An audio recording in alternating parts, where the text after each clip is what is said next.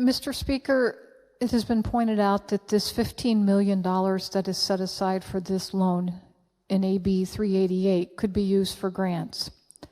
In the Childcare Counts program, $340 million was distributed over this time, or will be by the time we get through January. $15 million, and I know that the governor has requested $360 million to backfill the Childcare Counts program. $15 million is not even going to begin to touch this. So what we need to do is look at coming up with solutions to fix our broken child care model. This particular bill provides a 0% interest loan for facilities that would like to either expand, but I would like to note the main purpose of this bill is to be able to allow child care facilities to be established. There are more, when we look at child care, there are 1.7 children. These are from University of Wisconsin-Madison, a study that they did on the geographical areas in child care. For every 1.7 children, there is one slot or one spot for child care, which is a problem. But in the rural areas of our state, it is 3.4 children per one slot. Our rural areas are very much considered a child care desert. In order to be able to address that disparity and that great need in the rural districts, it will be the family child care centers that will be the most effective. Because our rural people can't drive very easily 50 miles to get their child to a group home or a group child care facility. And so the family child care facility is really the answer that this bill wants to encourage and address. That would be, say, a mom that has 2 kids, and she says, I think that I could take care of a few more kids and maybe make some money on the side. But to become certified or licensed, there are certain restrictions or certain qualifications besides their education that they have to have. Their home, if they're going to be licensed, is going to have a fence. But what if they don't have a fence?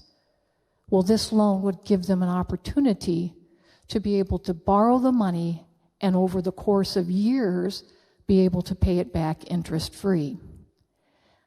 In my district, we have a child care referral and resource center. Actually, we have them throughout the state of Wisconsin. There are 9 of them.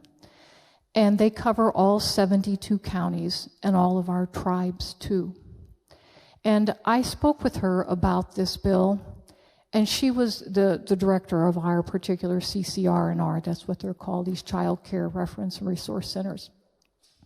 Right now, there's 28 new family child care centers that would like to open. They are thrilled at this possibility that they could get help to get the things that they need to make their home a place where they can open their child care center. 28, just in our 10-county area. So this is not going to solve all the child care problems, but it is part of it. I would like to mention also the 160, well, I had read the statistic 166 since June or January 1 to the middle of June, and so there's been some that have been added. That was referenced just now of child care closures. This was a DCF reported figure, and 166 did close that I have in that first 6 months of this year. In the first 6 months of this year, we still had child care counts.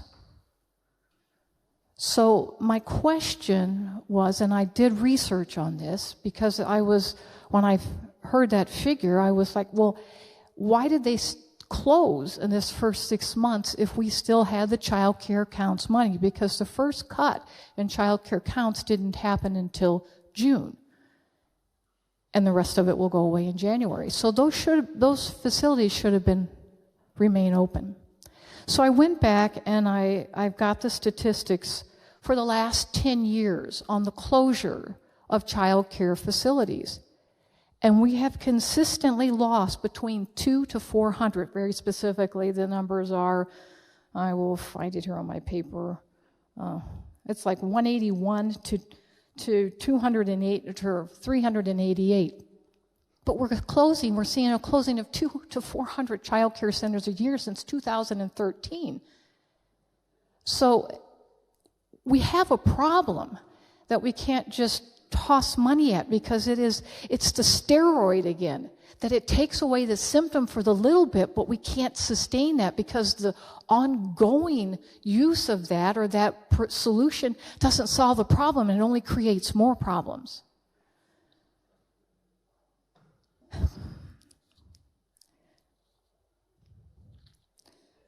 Mr. Speaker, I also inquired in 3 districts. That's what they call these CCR&Rs. They have districts to 9 districts. I was able to get data on how many child cares had closed in the last 6 months. And then I was specific and asked how many child cares have closed since we cut back the child care counts program.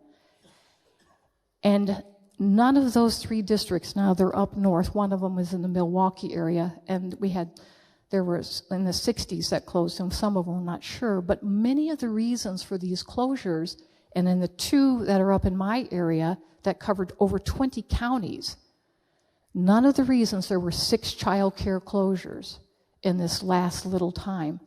None of them closed because of child care counts going away or that they had been cut funding.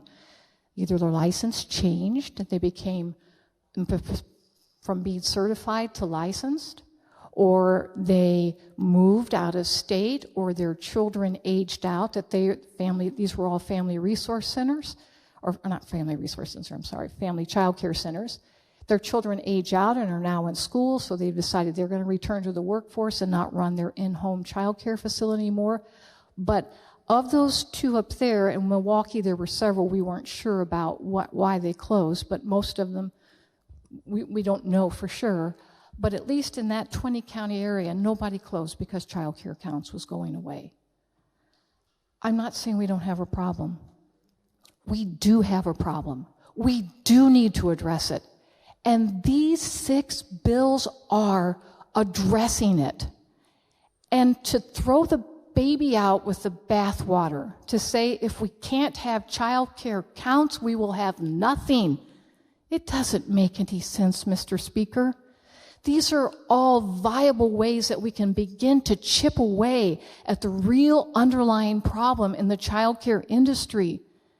And to toss it all away just because we didn't have the one solution that we're championing, that's not good governance. We need to work together for our children.